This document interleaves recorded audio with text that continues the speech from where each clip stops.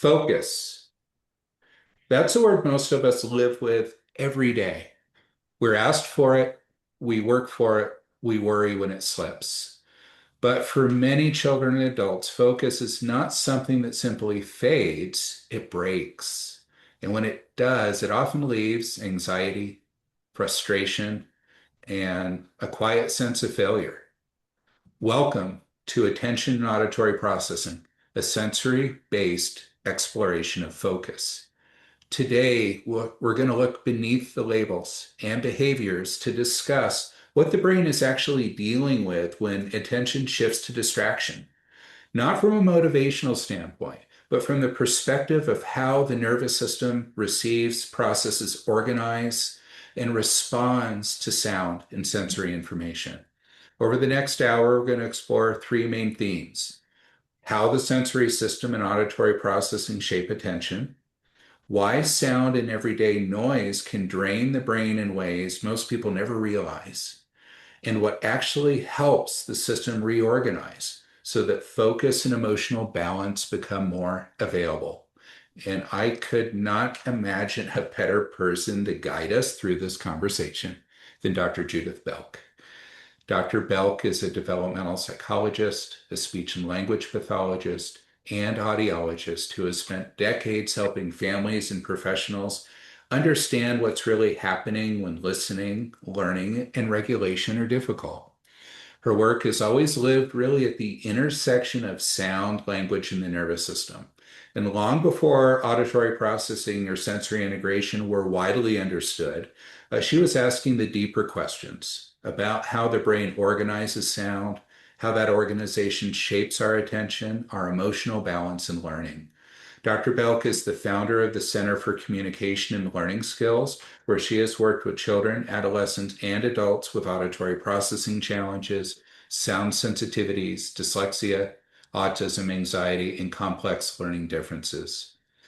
What has always distinguished her work is that she doesn't look at symptoms in isolation. She examines how listening and regulation and connection unfold through the entire nervous system. She's also been a certified provider of the listening program for over 25 years, integrating listening-based music programs into her clinical work to support auditory processing, attention, and emotional balance. Her clinical insight has helped shape how many of us think about these approaches and why they matter. On a personal note, I've known Judy nearly 30 years now. You know, our our paths crossed early in my work in this field, and her thinking has really deeply influenced my own understanding of how sound and auditory processing shape the brain. She brings a rare combination of clinical rigor with clarity and compassion in her work, and her voice continues to hold great significance in the field. Dr. Belk, thank you for being with us today. It's truly an honor to share this conversation with you. Thank you. It is my pleasure to be able to share this time with you and perhaps 700 other people who will get to see this. This is remarkable. It just tells us that this is such an important set of topics, right? So I am very grateful to be included, and I am so grateful that you think, as I tend to think, about the what ifs at the beginning of each day. What if? What can I do to be helpful? What do I need to still learn? Where am I going to find that information? And that's pretty much how I approached getting ready for this morning. The big topic we wanted to start with is focus. So before we begin with focus, I want to just start with what many families and professionals see daily. You can have a bright, capable child or adult who struggles to focus, to learn, to stay regulated. They try hard, they care, but the world's loud, it's busy, it's overwhelming. Instructions come too fast. Background noise is exhausting. Emotions rise fast, and by the end of the day, their cup's full, they're worn out. It's not a motivational problem, it's a sensory processing problem. And the brain is working too hard just to take in sound, to organize what it hears. And when this happens, there's less capacity for attention, for language, for memory. emotional balance. And the hidden strain behind many of the labels people carry, including ADHD, anxiety, learning differences, and auditory processing disorder. The listening program was created to support the foundational and higher levels of brain organization. It's a neuroscience-based music listening therapy, helps the brain become more efficient at processing sound and sensory information. It uses beautiful, originally recorded music created by a multidisciplinary team and award-winning musicians. The music's designed to feel calming, engaging, emotionally rich, so people are motivated to actually want to listen. What makes this music unique is that it's specifically designed for the brain, for us. Subtle changes in frequency, timing, and dynamics guide the nervous system to listen in new ways, and you still hear melody and rhythm. It feels like music should, but the brain is being gently guided to organize itself to form new positive patterns and pathways. The experience is simple, it's easy, you just sit comfortably with headphones and you listen. No exercises to do, there's no skills to practice, there's no test. The brain just does the work and it's effortless. Sessions are short, 9 to 15 minutes, 5 days a week, so you can fit it into your life. Kids, they can draw, they can color, they can build, they can play quietly while they listen. Teens and adults can relax, stretch, do gentle movement or meditation. These quiet, creative activities help the brain stay open and receptive, allowing TLP to do its work. This approach is used with all ages, including people who are sensitive to sound or have struggled with other therapies. The goal is never to overwhelm the nervous system, it's to help it feel safe enough to change. And over time, people find that sound becomes less intrusive. Focus is easier to sustain, and emotions are stabilized. The listening program's been used by clinicians, educators, and families worldwide for over 25 years. And what Dr. Belk is about to share with you is the clinical framework behind why this kind of change is possible. The listening program is the way its science becomes something people can actually use at home, at school, and in their work. And with that context, I'm going to turn to Dr. Belk and begin the conversation. Dr. Belk, you've devoted your life to understanding how the brain processes sound, language, and sensory information. So, and I've never asked this, but what drew you to the work in the first place? And how did you come to see that so many struggles with focus and learning are really rooted in the way the nervous system's trying to cope with sound and sensory input? To tell you very briefly, I was one of those kids who was always interested in teaching and learning. And I remember even at age 10, starting a collection and filing it in a box, anything related to communication and learning, and followed that through high school, and experiences that I had with science fairs working out really well in my favor about communication and learning. I just went on and have always had these questions of how does the brain work? How does the nervous system work?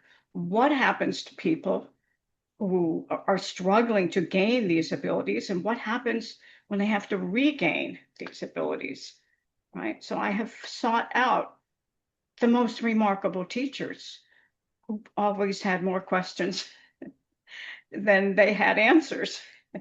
And at this point, we have some answers, but we're not there yet with everything that we need to know.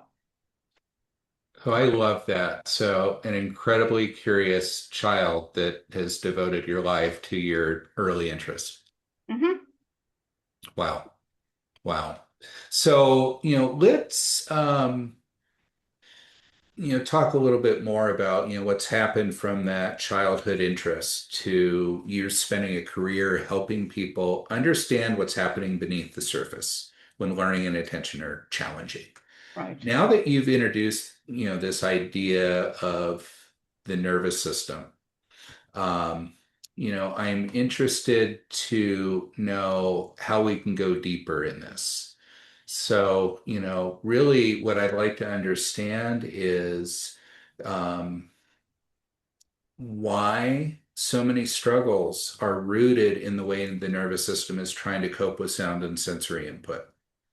Can we get into that nervous system function a little bit? Everything seems to start with sensory awareness, whether we're talking about tactile touch, or we're talking about visual, or we're talking about auditory, or we're talking about interoception, the feelings we have inside of us of what do we need and that's our bodies are telling us about. So that awareness and how does how does the body respond to that awareness? And I've had the experience with babies who were slow to listen. So when they were tested, they failed their newborn hearing screenings, and they might have done that several times. And so thinking way back to how people began to challenge themselves, how are we going to test babies' hearing? And it's not just the behavioral testing, which we use in audiology. You press a button if you hear, or if you're a little kid, you drop a block into a bucket if you hear the sound. And we have visual ways of capturing a child's attention and hoping they'll respond. But people way back in the 70s, we're beginning to use cardiac responses and non-nutritive sucking because babies would, if they heard, they would pause. I Hmm. got some idea of how brain and ears and eyes were working together. So fast forward to now, we've got techniques where we can identify babies who are having this slow start or who are truly deaf from the get-go. But there are kids, as I have learned, who've taken a while, and you think maybe you're dealing with a child who is terribly hearing impaired. And this is not true of all babies, but if you provide auditory training, tiny hearing aids, even at age 27 weeks was the youngest one that I remember a particular agency fitting with tiny hearing aids.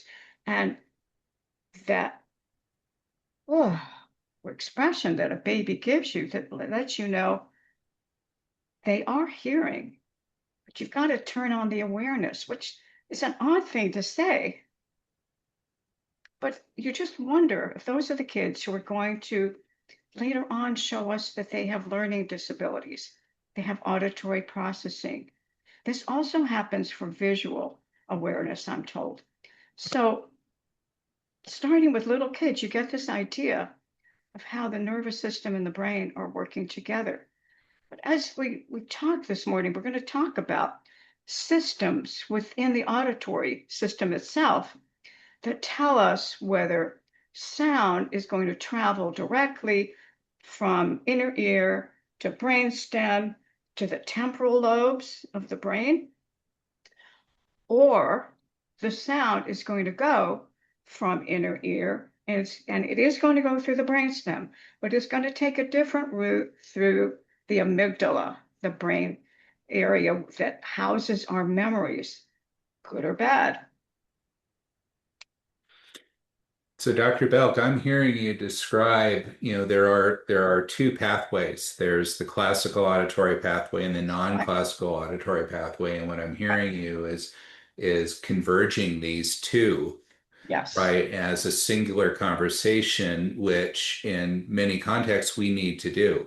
Because I think most practitioners and people, when they think of hearing, they think about what you've described until we get into this branch, Right. going to the amygdala and going into this non-classical pathway, which are emotional responses to Yes. sound and Exactly. self-regulation are rooted.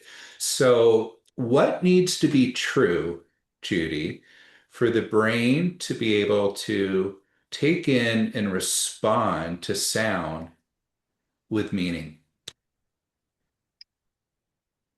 So. before we even think about auditory processing, we want to think about hearing itself. And I'll do a little show and tell here. Let's raise that a bit higher, Judy. A little higher. There are those beauties. Aren't they beautiful?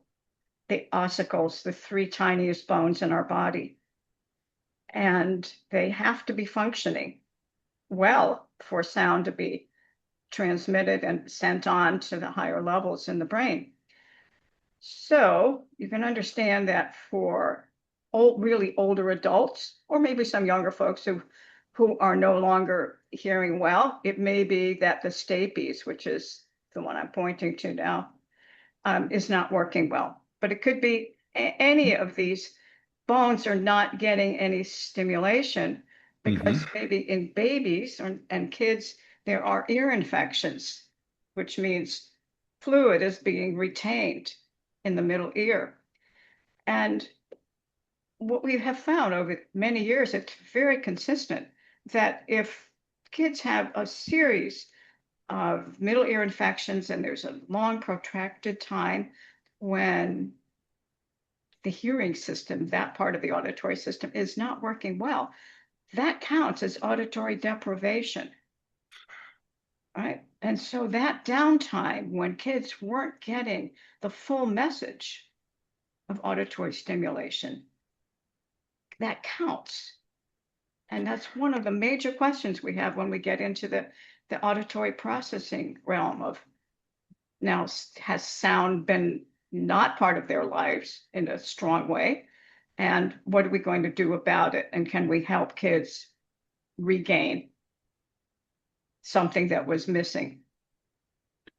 Yeah, I'm so glad you touched on this, Dr. Belk, because, sensory deprivation in any sensory channel to the brain means that the brain is not getting the input that it needs to learn, grow, and develop and Right. build the foundation that we're going to interact with the world for our entire lives. So a simple ear infection, middle ear fluid, can have long-term lifetime consequences. And we often don't think about it to that degree, but it's true. So when we think about, let's assume though that we have a healthy system. Okay. Mhm. The hearing mechanism works, right? So we're getting, sound from the outer ear to the middle ear to the inner ear transmitted to the brain. Right. In there is the sensory system. So let's talk about where auditory processing lives and why sound is such a powerful driver to whether or not the brain is organized or if it's overwhelmed. When we are testing for auditory processing and an intake process that all of us use, could be different styles, but we always want to know if the child has normal hearing or the adult has Yeah. normal hearing, because this affects people who've had concussions, adults who've had motor vehicle accidents, for example, or skiing accidents. All right, so we always want to know whether hearing is normal.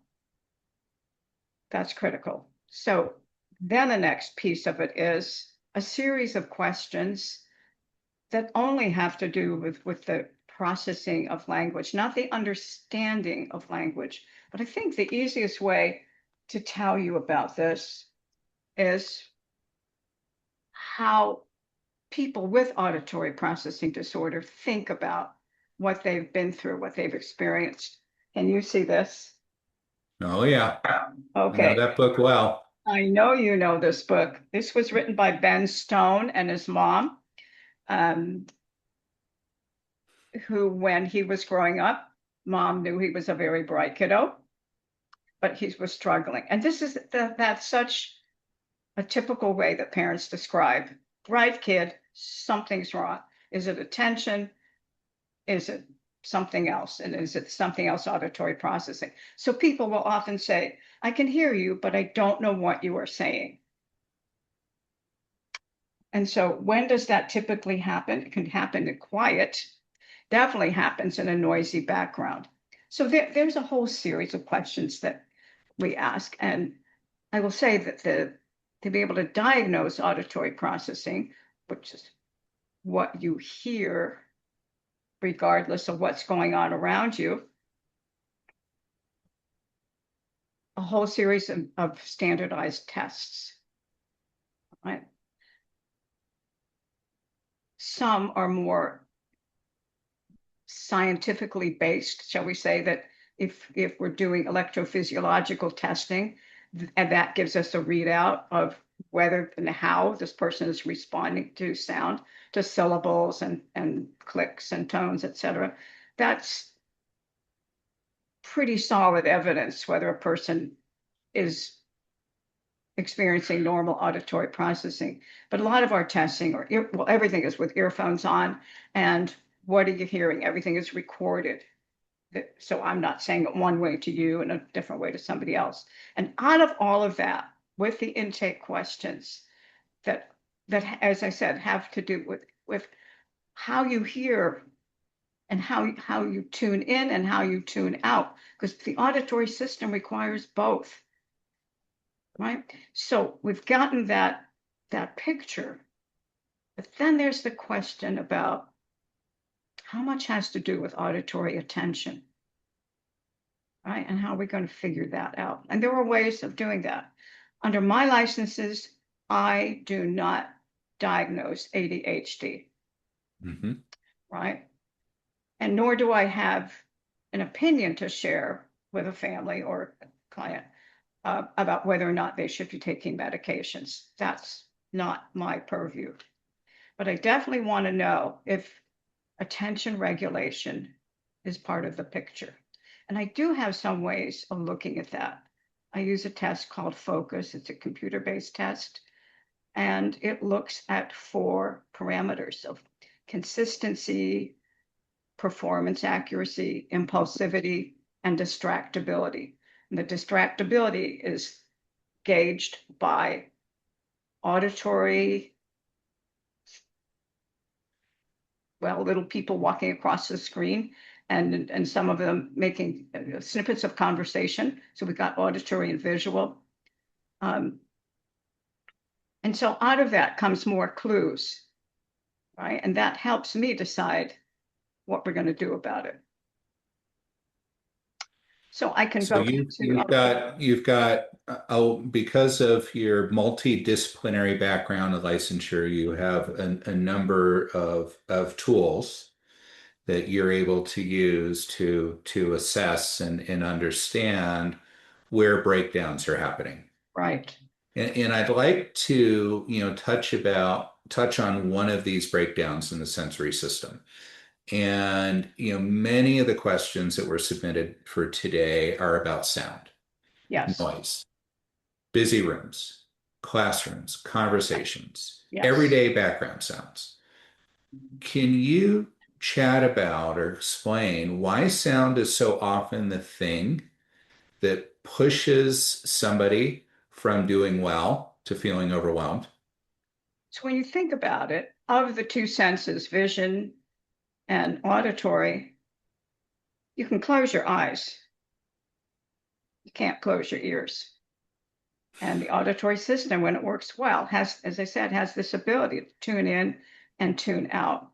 So what would put a person in a state of constant vigilance? Let me give you a quick example. Family came to me a lot of years ago.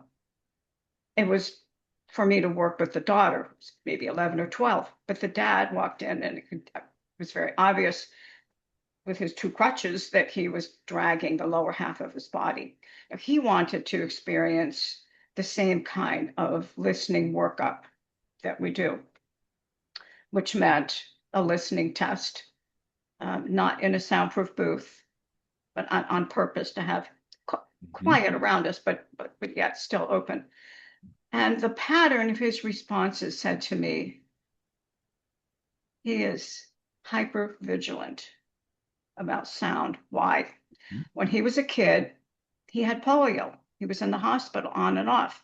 And he had to listen carefully, he said, for the footsteps of the nurses. And he could tell the difference after a while between the friendly nurses and the scary nurses.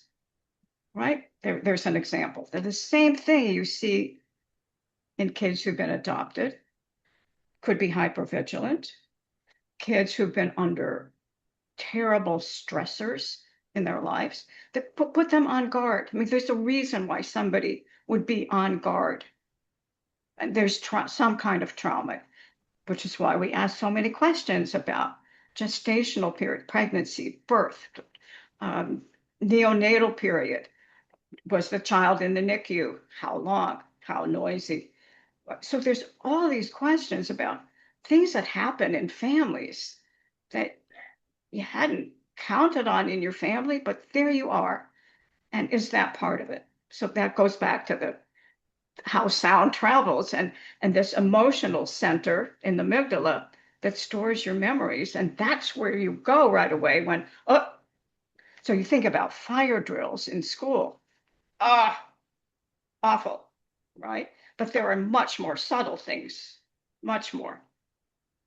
Yeah, the emotional imprint of a traumatic environment, event or events, put the body in a sense of false neuroception, Right. with the brain believing that Yes, it's a life or death situation. absolutely. And we're hypervigilant trying to protect ourselves. So it's a protection mechanism in Yes, the brain. yes. And however, it becomes a dysfunctional protection Oh, mechanism in absolutely. terms of living a quality daily life. So let's chat a little bit about, so we know that we've got multiple systems, central nervous system, autonomic nervous system, Hmm. that are engaged with this. So we're really seeing somebody going into a hypervigilant state that we don't necessarily recognize as such. Somebody may tune out, somebody may shut down, behavior may be changed in Right. response to what's happening in that environment. So, what's the cost of that auditory load? And how does that affect our focus, memory, and our regulation of emotions, just from your perspective? Well, if your go-to is the annoyance of sound, which can come from somebody who's chewing next to you, somebody's breathing next to you, misophonia is what that's called. Um, there are a variety of situations that we have names for that say your system doesn't deal well with this incoming sound, or you go into this anxious state. And what you would like to see is what most of us experience, which is this bubbling along. And we don't have to put a lot of energy into figuring out what that sound is and what it relates to and what image it brings up and how you have to take care of yourself. Um, and which, by the way, has everything to do with executive functioning because things stop. If you're in a situation where you think the stakes are pretty high and you have to take care of yourself and you have to escape from the classroom that's noisy and and the way some accommodations are listed at school, well, the child can go into the bathroom for a quiet place. One of the major things people tell us is that bathrooms are terrible places. And so one of the kids I worked with a long time ago, a 5-year-old, set of twins, as a matter of fact. So one morning the boy comes in for his session with me and we're doing TLP. And he said, I have great news. I can go potty in a bathroom and I don't have to worry. It flushed and it was done and I was okay. Major victory. Some kids have accommodations where they have a quiet room to go to in school. Right. All right. So there are ways that people in schools and other facilities can take care of these kids, but kids don't often have the executive function to ask themselves some questions of, is this really true? What's the evidence for this? It's not, you don't have that time to figure it out. There's so much involved, Dr. Belk, from, often individuals that have challenges with sensory over responsiveness. There may be some primitive reflexes that aren't integrated, and they need Absolutely. primitive reflex integration work to do that.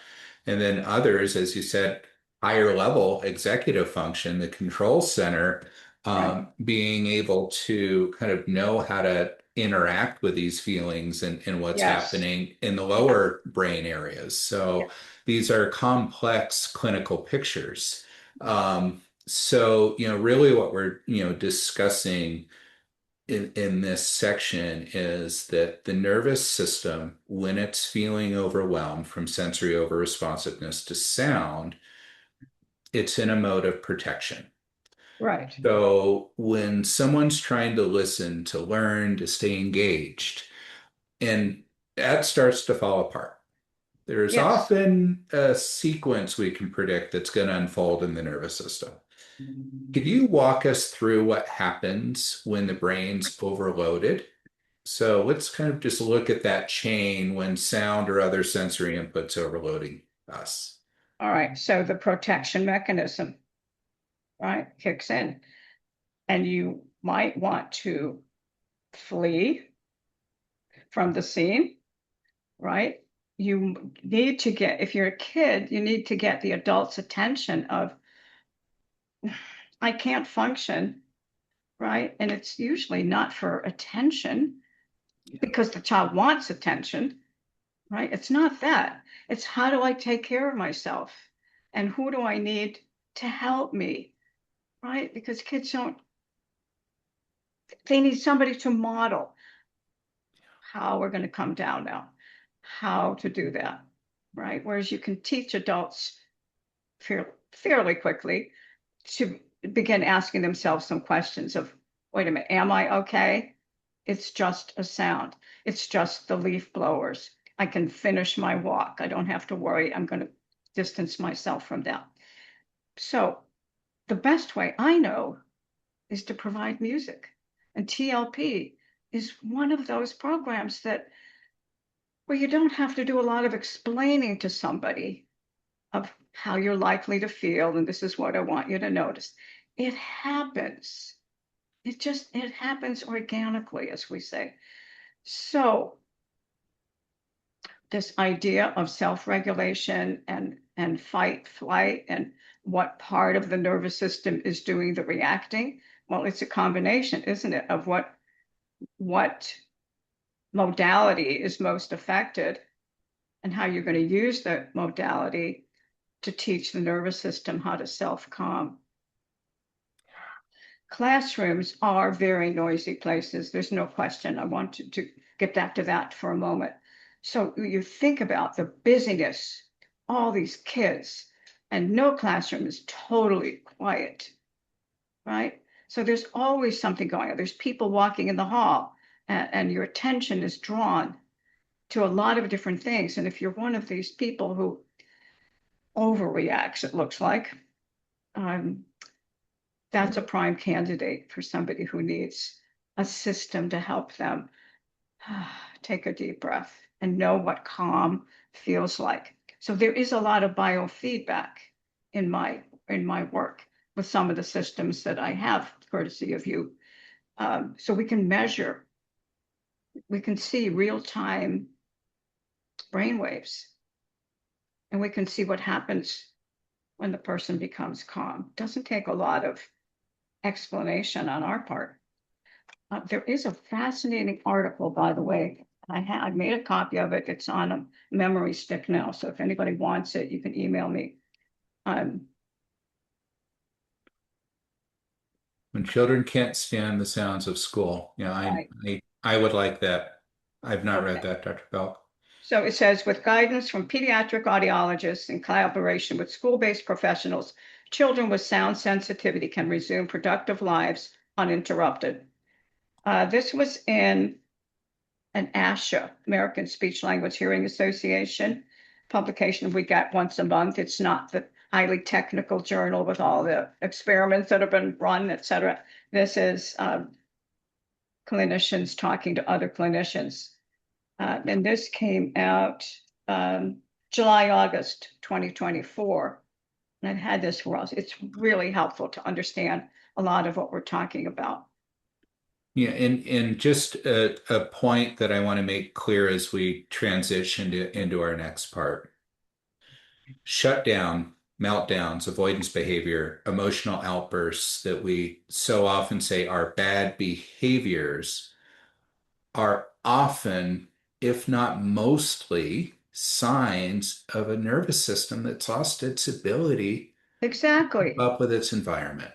Exactly. So it's not defiance, it's a nervous system trying to survive and adapt and figure out how to stay present to the best of its ability. So let's discuss. So if we have auditory overload or overload from another sensory channel at the root of so much of what we see, everyone's asking, okay, now what? What helps? So from your perspective, well, you've tapped on this a little bit. You've touched on the listening program, which we're going to discuss more in our vital neuro system. What kinds of support allow the nervous system to become more organized and less reactive? So we're going from accommodating to addressing the root cause of the problems. What do you use Right. in practice? It's from the premise that behavior is telling us something. Kids are reacting. That's how they're letting us know. Right? Adults will tell us what's going on, but not kids necessarily. Right. All right. So what do we know to do? How do we gather a team of professionals so we can collaborate? That's how I work. Um, there's a collaborative team that a couple of us started years ago. It's still going. And these questions come up of, are there also visual tracking problems, not just auditory? You have two eyes, you have two ears, and both of them need to bring in information correctly. So there's quite a team. And when I think about what do I do after testing, how do I guide a family? I've paid attention to what else is not going well, but I want to know what is going well. So by the time a kiddo comes to me, I know a lot about what's not going well, and I'm putting together a plan in my mind about some things that are likely. But when they get here for the first time, I am talking to that child and family about what's going well for this child. Who else is he or she besides somebody with these kinds of behaviors, right? Okay, so it may involve other team people, and it definitely could involve people who do reflex integration, primary reflexes, because there are reflexes that absolutely pertain to auditory processing. Did I learn that in grad school?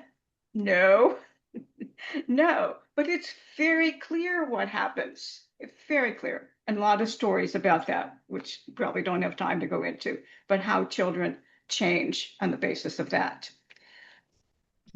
I love sending kids to chiropractors. I can hear my son, who's on the call right now, who's a retired chiropractor, who's probably saying, yes, yes, because the body gets very tense. So it's not just the outward behavior, it's look at this body. Our kids are tight. So that's a person who can be helpful.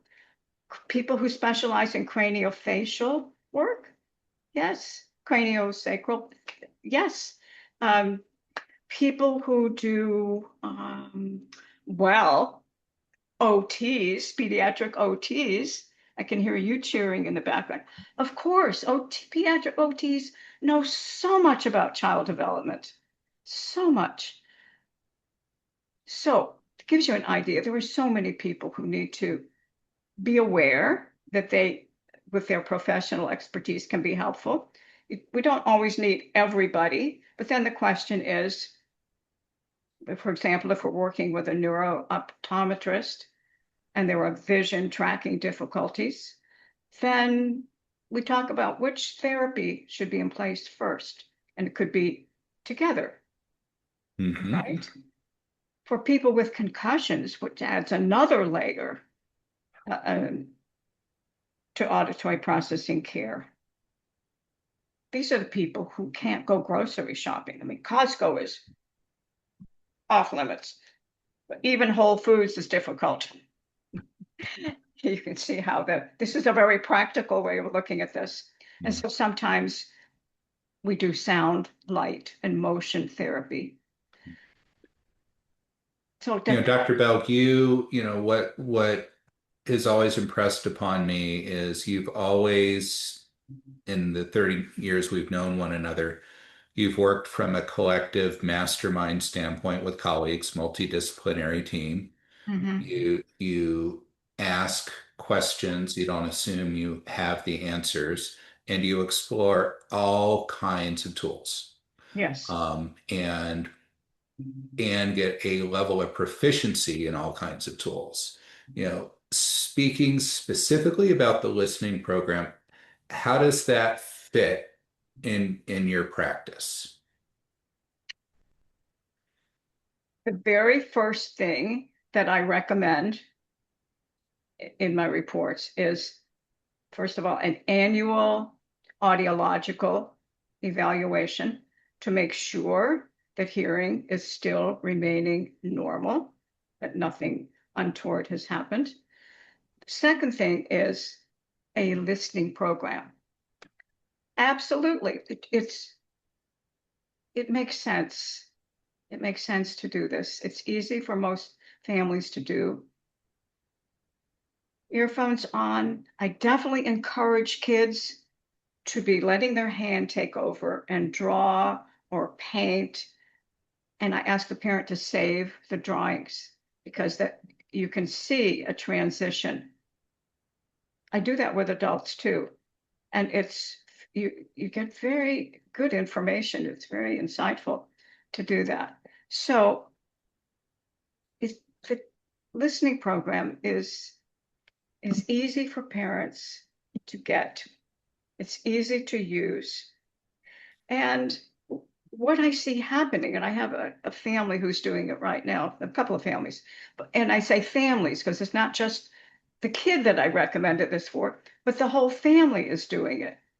And the kid initially was saying, I don't know, I don't think, I don't want to do this. Of course, kids want to do their screens, which is another thing that we talk to people about. No, let's not do that before the age of 2.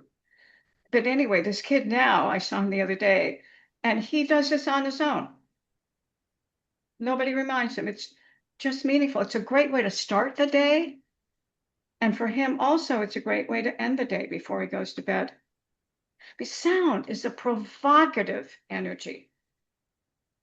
And for thousands of years, people have used music to bring people together, to make people feel whole. So what could be better? Well, as you know, I couldn't agree more. So, Judy, as we, close today and this segment of the webinar, what gives you, I mean, you've got a career that has spanned decades and continues, and your work ethic and dedication are a huge inspiration to me. Um, what really gives you the most hope? What has you most excited as you think about the families and professionals that you come into contact with? Um, what has you excited for the future? There's some topics that have come into my thinking lately that are spurring me on to we're going to have an entirely different conversation one of these days. And what I'm getting at is I had a marvelous audiology resident. These days, the entry level into audiology is a doctorate. Yeah. Right. So Chloe was here with me for a while as a person who had some room in her schedule and wanted to learn more about auditory processing disorder, which she was diagnosed herself with when she was in middle school. She was also diagnosed with Ehlers-Danlos syndrome. Hypermobility is one of those things. So she said she's always wondered if there's a connection. We started asking our new clients, can you reach behind you and can your fingertips touch? I can't do that. Not just because I'm old, just can't do it. And 4 out of 5 of these people said, yeah, I have hypermobility. And a couple of them said, yeah, I've already been diagnosed. What's the relationship? There's a chapter in Deborah Ross Swain and Donna Geffner's 4th edition of Auditory Processing uh, that talks about the relationship between auditory processing and autoimmune disorders. I think we're going to Mhm. learn a lot about that. I am fascinated by the whole issue of neurotransmitters. There are neurotransmitters that specifically work with auditory processing. What what if they don't work? I'm always thinking about the why. Why are you having this problem? And just knowing the anatomy and physiology isn't enough. There's more to it than this, much more to it. So I think we're going to be spending more time with some other colleagues to figure this out. Is there a relationship and what does it mean? It makes some intuitive sense to me why all of this could be happening. But look at the example of what's happening in families. Since COVID, the stress level of parents and kids. So dealing with stress is the first thing I need to work on with people, lowering that. It's interesting that you bring that up. I'm just over 30 years in this work myself, and stress has always been a conversation, but it never was the dominant conversation It in is our now. work. And in these last 5, 6 years, it has become a primary dominant conversation, Right, which is telling us that we have a planet full of nervous systems that don't feel real safe right, right now. right. And we've had great success in bringing that safety to individuals through music, which has been part of us since the dawn of humanity. Yes, So it makes perfect sense that we're going to use it as a way to self-regulate, as we have used it for so many means of health and communication and ritual and connection. right. I'm incredibly excited as well, Judy, about our understanding of the relationship of neurotransmitters. We're seeing a lot of the relationships with the immune system and autoimmunity with our medical director, Dr. Alan Lewis, and his practice, because that's where he specializes and uses the listening program with all of these clients that have Lyme disease, Right. pandas that have had COVID and have long COVID systems, and we're able to access them very gently through Yes, this modality that eases the system so the other things can begin to work. And it's been it is exciting. gentle. And that's what we need to model. Yeah. Exactly. So, Dr. Belk, thank you for your clarity, your depth. You brought so much to us today. You Thank really, I you. think, gave us a way to understand attention and listening that's grounded in how the nervous system is working, not relying on labels, not passing judgment by any way. And for everyone that joined us, if focus or emotional regulation is harder than it should be, what you're seeing is not necessarily a lack of effort or willfulness. It's how the brain's responding to its environment. Right. So when that input gets organized and it becomes supportive, the brain can begin to support us appropriately as it's designed to do. To contact Dr. Belk, she has very generously shared her email address with our attendees. So I'm going to share that with you now. It is judybelk@gmail.com. So we will put that in the chat for you. To learn more, get started with a listening program, you can visit advancedbrain.com, email us at info@advancedbrain.com, or call country code 1-801-622-5676. You can also follow us on Instagram at Advanced Brain Technologies. And coming soon is our new TikTok channel at Advanced Brain Tech. I want to thank you for being here with us today and for caring enough to take the time to learn more about how focus and listening truly develop. Thank you again, Dr. Belk, for joining us. Everyone, make it a terrific day.